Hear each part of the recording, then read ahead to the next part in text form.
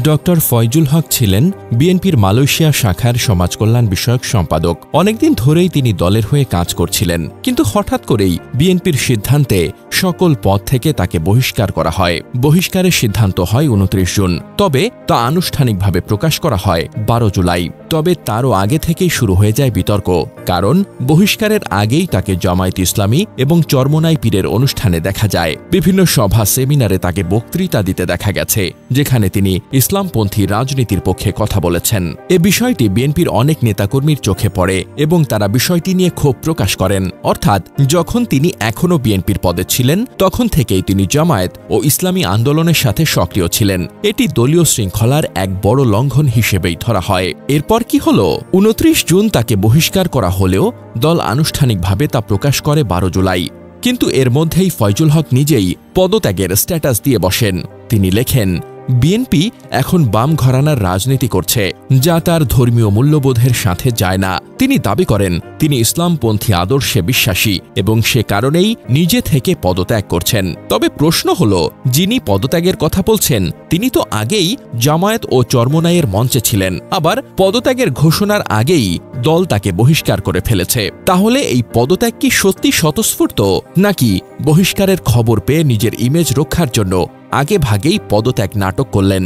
বিষয়টি নিয়ে এক বিবৃতিতে বিএনপি বলছে, গত ২৯ জুন তার বিরুদ্ধে দলের শৃঙ্খলা ভঙ্গ এবং সিনিয়র নেতাদের নিয়ে অশালীন অশ্রাব্য ভাষায় কথা বলার অভিযোগে তাকে সকল ধরনের পদ থেকে বহিষ্কার করা হয়।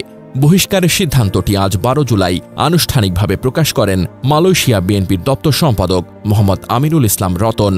তবে এর একদিন আগে সামাজিক মাধ্যমে বিএনপি থেকে পদত্যাগের স্ট্যাটাস দিয়ে আলোচনায় আসেন ফয়জুল হক। সেই স্ট্যাটাসে তিনি লেখেন, আমি ডক্টর ফয়জুল হক আজ গভীর আবেগ ও বিবেচনার সাথে বাংলাদেশ জাতীয়তাবাদী দল থেকে পদত্যাগের ঘোষণা দিচ্ছি। ২০১৫ সালে গঠিত বিএনপির মালয়েশিয়া কমিটির সহ সমাজ কল্যাণ বিষয়ক সম্পাদক হিসেবে দায়িত্ব পালন করেছি। ২০১৮ সালে ঝালকাঠি ১ এবং ঝালকাঠি ২ আসনে মনোনয়ন প্রত্যাশী ছিলাম। দেশে ও বিদেশে থেকে বিগত বছরগুলোতে বিএনপি, জামায়াত, হেফাজত, ইসলামী আন্দোলন বাংলাদেশ, গণ অধিকার পরিষদ, বৈষম্য বিরোধী আন্দোলন সহ ইসলামপন্থী ও সামাজিক বিভিন্ন রাজনৈতিক সংগঠনের পক্ষে অবস্থান নিয়েছি।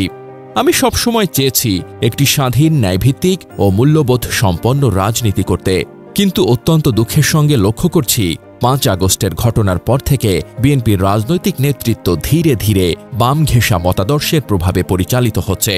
যেসব ইসলামপন্থী দল ও ইসলামিক চিন্তাবিদরা অতীতে বিএনপির পাশে ছিলেন, আজ তাদের বিরুদ্ধে সরাসরি বক্তব্য দেওয়া হচ্ছে, যা আওয়ামী লীগের কথার সাথে বিস্ময়করভাবে মিলে যাচ্ছে। এসব অবস্থান আমার বিশ্বাস চেতনাসম্মত রাজনীতির পরিপন্থী। আমি একজন ডানপন্থী রাজনীতিক হিসেবে আজ স্পষ্টভাবে বুঝতে পারছি আমাকে দলীয় রাজনীতিতে কোণঠাসা করে রাখা হয়েছে। আমি পাথর দিয়ে মানুষ হত্যা, সন্ত্রাস, চাঁদাবাজিকে ন্যূনতম সমর্থন দিতেও রাজি নই। সত্যকে সত্য এবং মিথ্যাকে মিথ্যা বলার স্পষ্ট সাহস রাখতে চাই। গত ১৬ বছর যেভাবে কথা বলেছি, ঠিক তেমনি আমি ন্যায় ও মানবতার পক্ষে কথা বলতে চাই। দলীয় স্বার্থ নয়, দেশ, ধর্মীয় মূল্যবোধ এবং সাধারণ মানুষের অধিকারই আমার রাজনীতির মূল মন্ত্র।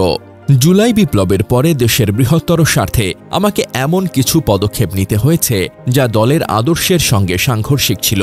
আমি চাই না আমার অবস্থানের কারণে দল বিব্রত হোক, কারণ এখনো অনেক নেতা রয়েছেন যারা পরিবর্তিত বাস্তবতাকে মেনে নিতে পারছেন না। তারা আজও শেখ হাসিনার দেখানো পথেই হেঁটে চলেছেন। শহীদ রাষ্ট্রপতি জিয়াউর রহমানের স্বাধীনতার ঘোষণা, দেশনেত্রী বেগম খালেদা জিয়ার গণতান্ত্রিক আন্দোলনের ত্যাগ এবং দেশনায়ক তারেক রহমানের দেশের প্রতি ভালোবাসা আমি চিরকাল শ্রদ্ধার সঙ্গে স্মরণ করব। তাদের প্রতি আমার বিনম্র শ্রদ্ধা ও শুভ কামনা রইল। আমার রাজনৈতিক ভবিষ্যৎ বিষয়ে বলতে চাই, আমি ঝালকাঠি ১ আসনে একটি স্বাধীন, স্বতন্ত্র প্রার্থী হিসেবে জাতির সামনে আসতে যাচ্ছি ইনশাআল্লাহ। দল মত নির্বিশেষে সবার সমর্থন নিয়ে আমি মানবতা, সত্য এবং ধর্মীয় মূল্যবোধের পক্ষে সংসদে কথা বলবো।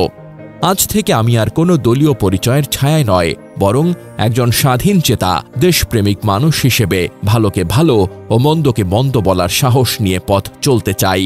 মৃত্যুর আগ পর্যন্ত এই নীতিতে অবিচল থাকব বলে দৃঢ় প্রতিজ্ঞ। সবাই আমার জন্য দোয়া করবেন।